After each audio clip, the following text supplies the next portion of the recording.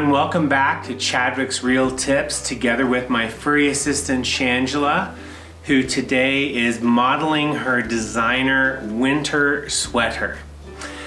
This week we would really like to talk to the buyer frustration out there.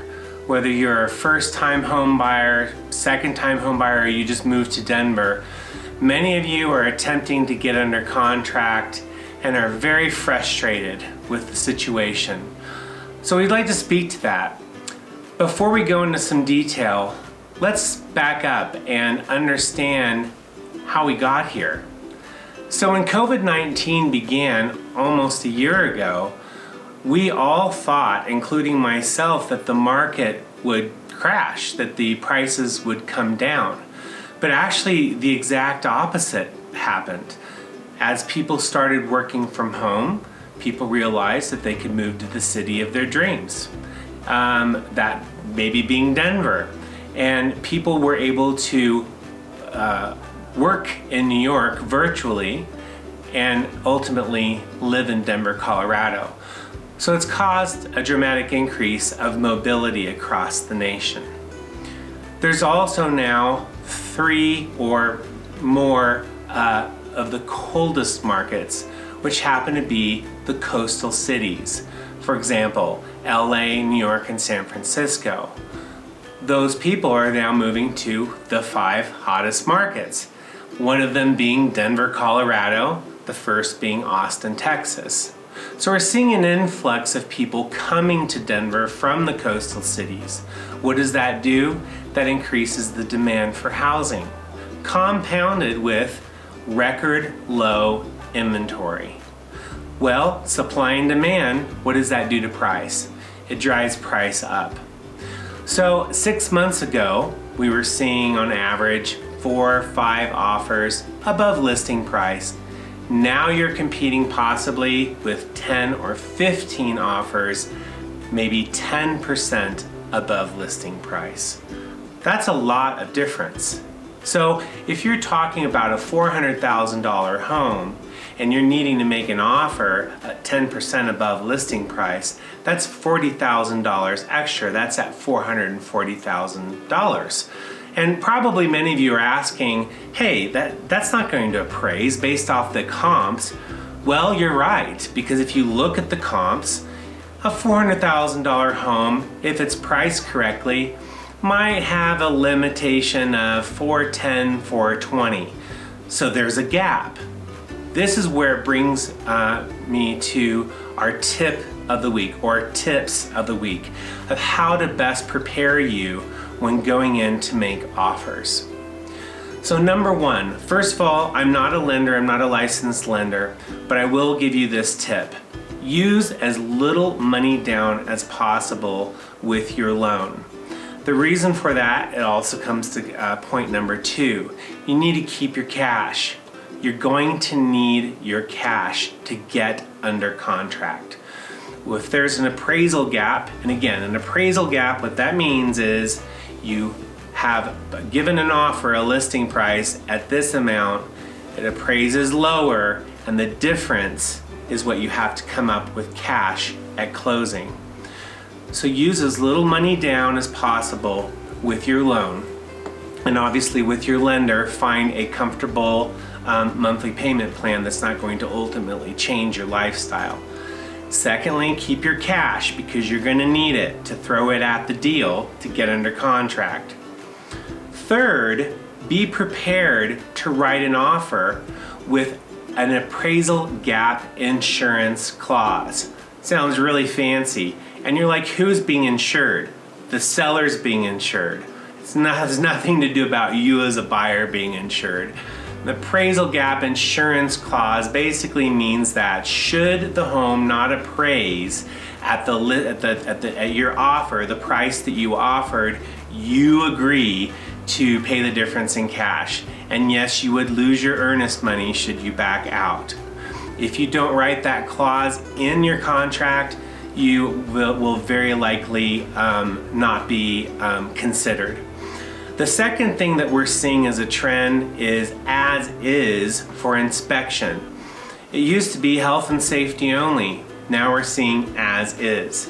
Mind you, if you write as is in the additional provisions section, you are not forfeiting your right to an inspection objection or inspection termination.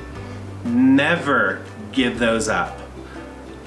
Should the home come back with a completely broken sewer line, structural damage, the roof is falling in, you need to have those inspection objections and inspection termination clauses still available to you. Don't forfeit those rights, because that's the easiest way to get out of a contract if a home does not meet your needs. And the last thing I want to talk about is quick close. Sellers are pushing for a quick close. Well, the reality is, because we have record low interest rates, and I will speak for many lenders out there, they are inundated with refinances, in addition to writing new mortgage loans. Speak to your lender, ask them for a realistic time frame before submitting the offer. The last thing you want to do is promise a 21-day close and then have to change the closing date, because some sellers may not accept that. They may move on to the backup offer that is right behind you. So again, I want to review these tips. Try to use, number one, try to use as little money down as a down payment as possible with your loan, because you're going to need your cash. 2, hold on to your cash. You're going to need it for appraisal gap insurance, clause, and also for maybe other things in the home. There may be things that you need to renovate or things that you need to fix. And 3, be prepared to write an offer with appraisal gap insurance clause.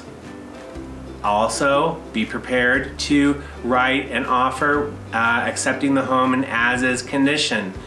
Do not forfeit your right to an inspection objection or inspection termination. That is protecting you as a consumer to not purchasing a money pit, if you've ever seen that film with Tom Hanks. And last but not least, the 4th tip is quick close. You gotta be realistic. You gotta have great communication with your lender and ask them, hey, how soon can we close realistically? It's better to underpromise and overdeliver. I hope this has helped you guys out there, struggling. I greatly empathize the struggle getting under contract. I can feel it myself. And one last thing before we close. If you're talking about 10% above listing price, a home that was listed at $400,000, it's now closing at $440,000, that is the new value of the market. So those comps that were the old comps are no longer useful. So every time a home closes 10, 12, 8% above listing price, that is the future of the market. And we are now experiencing what I would coin as an accelerated market. Is it sustainable? No one knows. I don't think it will be sustainable for very long. But if you're wanting to get into a new home, I would highly suggest putting in the extra cash, getting under contract, because every month that goes by is another 10% above listing price. Think about that, how quickly that can compound.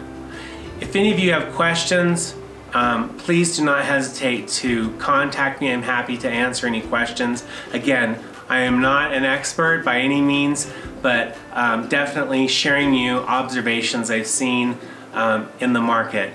And also, if there would be any other points that you would like us to address on Real Tips, please let us know. We want to help inform you with the best knowledge possible so that you can make the most well-informed decisions. Shangela and I thank you, and we'll see you next week on Chadwick's Real Tips.